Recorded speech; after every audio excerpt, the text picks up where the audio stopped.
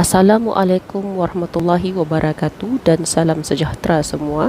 Hari ini kami akan membentangkan kajian kami yang bertajuk Mengkaji Sumbangan Perikanan Terhadap Keselamatan Makanan Komuniti, iaitu penggunaan makanan laut ke atas komuniti sasaran di wilayah Tawau. Kajian ini dijalankan oleh kumpulan 6 yang terdiri daripada saya sendiri, Norafida binti Maidin, Muhammad Rizal bin Sokraji, Nur Sri Syahrizan bin Abu Bakar, Syahrul Effendi bin Samsul Bahari, Zulhami bin Amin dan Lajim bin Isnihi. Hadirin yang dihormati sekalian, perikanan sangat penting untuk keselamatan makanan komuniti, menyediakan protein berkhasiat dan menyokong ekonomi serta budaya tempatan. Kajian ini di wilayah Tawau Sabah meneliti pengambilan makanan laut dalam kalangan keluarga, termasuk pola pengambilan, sumber makanan dan keutamaan cara penyediaan. Ia juga menilai kesedaran dan kepuasan komuniti terhadap amalan makanan laut yang lestari. Adalah diharapkan satu masa nanti dapat membantu membentuk polisi pemakanan yang lebih baik dan kelestarian perikanan serta meningkatkan kesejahteraan komuniti. Konteks kajian kali ini di wilayah Tawau, Pantai Timur, bagaimana masyarakat di Pantai Timur mengambil makanan laut sebagai sumber makanan utama dan menjadi budaya makanan mereka. Tip pengguna memahami latar belakang demaratif. Hipotesis kajian. Hipotesis yang pertama menyatakan bahawa terdapat hubungan positif antara tahap pendidikan isi rumah dengan kekerapan pengambilan makanan laut. Isi rumah dengan tahap pendidikan yang lebih tinggi mungkin lebih menyedari manfaat kesihatan daripada pengambilan makanan laut sehingga mereka lebih kerap mengkonsumsinya. Ini menunjukkan bahawa pendidikan memainkan peranan penting dalam kesedaran pemakanan dan juga pemilihan makanan. Kedua, hipotesis ini mencadangkan bahawa keluarga yang memperolehi makanan laut secara langsung dari nelayan atau pembekal cenderung lebih puas dengan kualiti dan kesegaran makanan laut berbanding mereka yang membeli di peringkat pasaran. Makanan laut yang diperoleh secara langsung dari nelayan sering dianggap lebih segar dan berkualiti tinggi yang mungkin meningkatkan tahap kepuasan pengguna. Untuk hipotesis yang ketiga pula, ia menyatakan bahawa terdapat korelasi antara pendapatan isi rumah dengan keutamaan cara memasak makanan laut. Isi rumah dengan pendapatan yang lebih tinggi mungkin mempunyai keutamaan masakan yang lebih pelbagai dan menggunakan teknik memasak yang lebih mahal seperti memanggang ataupun membakar. Ini menunjukkan bahawa pendapatan mempengaruhi pilihan dan juga gaya hidup dalam penyediaan makanan. Oke, soalan kajian pada kali ini berkisar kepada 6 soalan utama. Pertama, apakah jenis makanan laut yang paling kerap dimakan? Dan kedua, seberapa kerap mereka mengambil makanan laut? Dan yang ketiga, dari mana keluarga ini mendapat makanannya? Dan yang keempat, apa masakan yang paling dorang suka? Dan yang kelima, sejauh mana dorang menyadari yang mengambil makanan ini adalah yang makanan yang lestari, maknanya yang terjagalah, yang boleh mudah didapati. Dan yang keenam, bagaimana tahap kepuasan mereka dengan makanan laut yang mereka peroleh, ketersediaannya, capaiannya, dan kualiti makanan yang mereka peroleh. Keutamaan cara memasak sumber makanan laut. Kajian oleh Mustafa pada 2019 menunjukkan bahawa keutamaan cara memasak makanan laut di Malaysia berkait rapat dengan budaya dan tradisi tempatan. Kaedah memasak seperti menggoreng, mengukus, dan memanggang adalah yang paling popular. Kajian oleh Muhammad Sani pada tahun 2020 mendapati bahawa sumber utama makanan laut di Malaysia termasuk pasar basah, pasar raya, dan pembelian langsung dari nelayan. Pasar basah menjadi pilihan utama kerana dianggap menawarkan makanan laut yang lebih segar dan murah. Latar belakang kajian yang ketiga iaitu kesedaran tentang kelestarian dan kepuasan terhadap kualiti makanan laut. Menurut kajian Leo terbitan 2020, kesedaran mengenai kelestarian makanan laut semakin meningkat di kalangan pengguna Malaysia, terutama di kawasan bandar. namun masih terdapat kekurangan pemahaman yang mendalam tentang amalan perikanan lestari. Yang kedua, kajian oleh Ahmad menunjukkan bahwa kepuasan pengguna terhadap kualiti makanan laut bergantung pada beberapa faktor seperti kesegaran, harga, dan kebersihan tempat jualan. Kajian ini juga mendapati bahwa terdapat ketidakpuasan terhadap harga makanan laut yang dianggap tinggi oleh sesetengah pengguna. Kekosongan penyelidikan, pola pengambilan yang lebih. Walaupun kesedaran tentang kelestarian makanan laut semakin meningkat, masih terdapat kekurangan dalam pemahaman tentang bagaimana kesedaran ini diterjemahkan ke dalam amalan sebenar pengguna.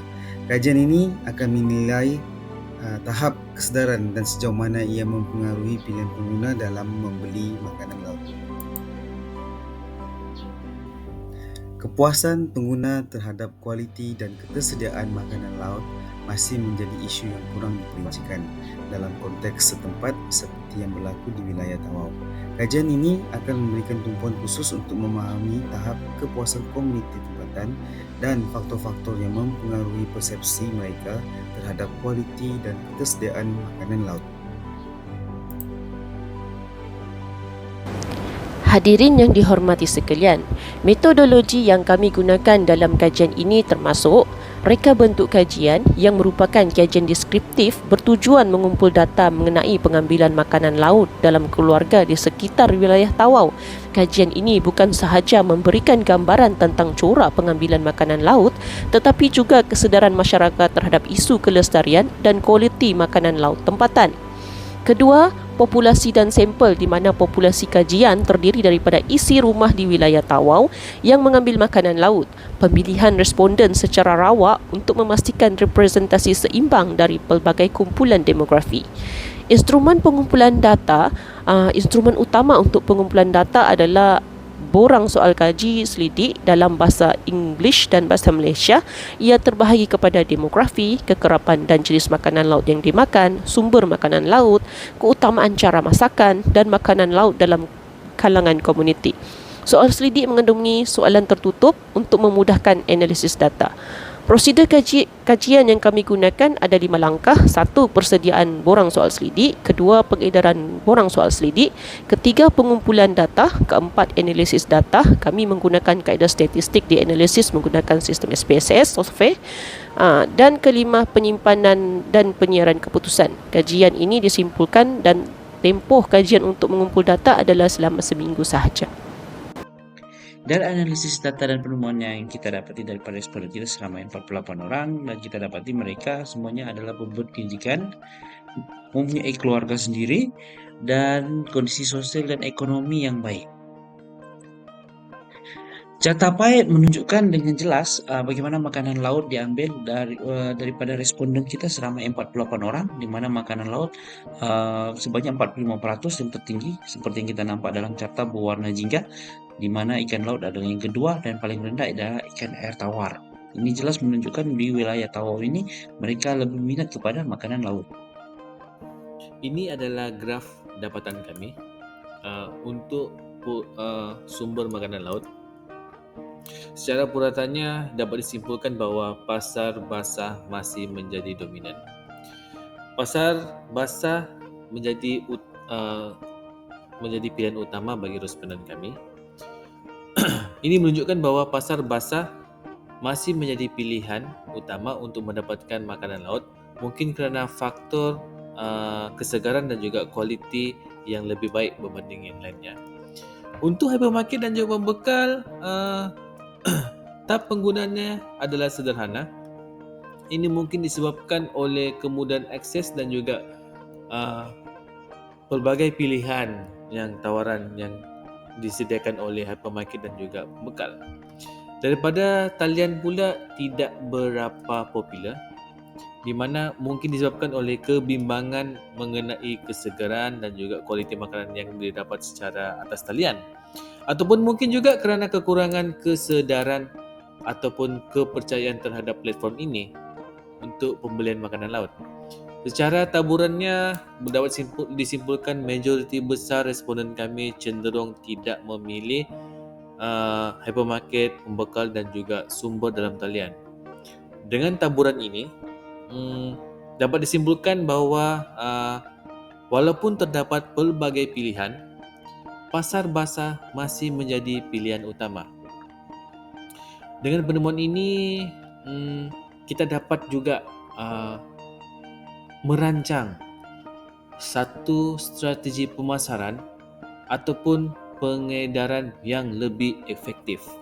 Melalui pentafsiran korelasi sebab khusus pengambilan makanan laut atau seafood berdasarkan heatmap, faedah kesihatan dan rasa terhadap korelasi positif yang signifikan yang menunjukkan bahawa persepsi individu terhadap faedah kesihatan mengambil seafood berkaitan dengan persepsi mereka terhadap rasa seafood tersebut.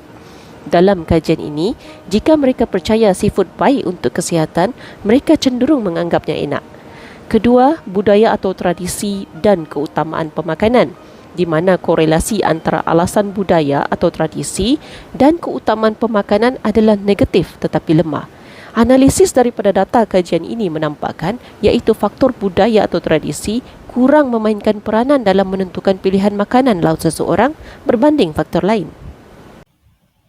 Metod memasak popular. Catatpai menunjukkan cara memasak yang popular secara purata bagi makanan laut, dan cara memasak secara menggoreng adalah cara memasak yang popular dan sering digunakan, dan seterusnya adalah membakar dan juga memanggang.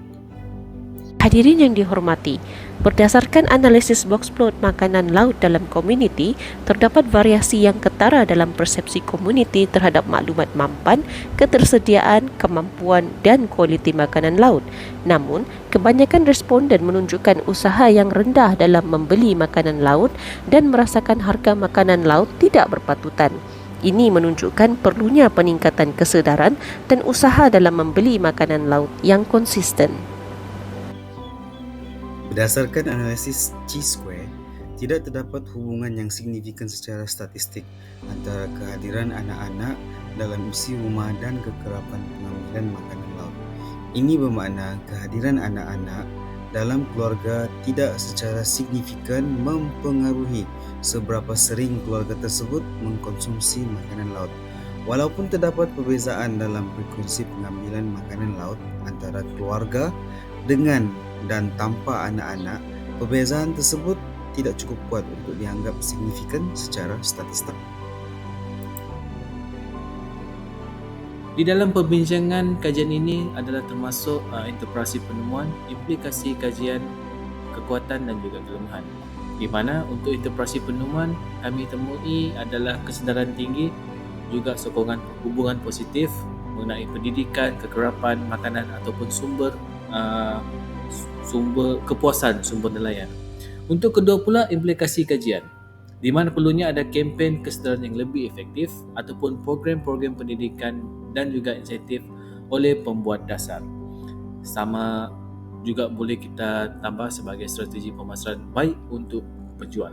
Untuk ketiga pula kekuatannya, perlunya ada pandangan lebih mendalam mengenai sampel dengan pelbagai demografi dan juga soal selidik secara menyeluruh. Dan kelemahannya untuk kajian ini, dia adalah terhad untuk kawasan Tawau saja, kerana mungkin juga kami punya daripada sistem pengaturan juga planning kami terlampau kecil. Jadi jawapannya ada juga kami dapati jawapan yang tidak jujur, dan untuk kajian ini kami dapati temponya adalah sangat singkat. Kesimpulan hasil daripada kajian ini adalah komuniti di Rantau Tawau menunjukkan kesedaran yang tinggi tentang kemampanan makanan laut tetapi kekurangan langkah praktikal untuk membeli produk yang mampan. Ini menunjukkan perlunya langkah untuk merapatkan jurang antara kesedaran dan tindakan. Cadangan praktikal untuk pembuat dasar melaksanakan program pendidikan yang menekankan kepentingan membeli makanan laut yang mampan dan memberi insentif kepada peniaga-peniaga yang menjual produk lestari. Untuk penjual pula, menyediakan lebih banyak pilihan produk makanan laut yang mampan dan menjalankan kempen pemasaran yang yang meningkatkan manfaat kesihatan dan kemampanan produk mereka. Baiklah, itu saja pembentangan daripada kumpulan 6. Kami ucapkan ribuan terima kasih kerana bersama kami dalam beberapa minit ini. Sampai jumpa lagi.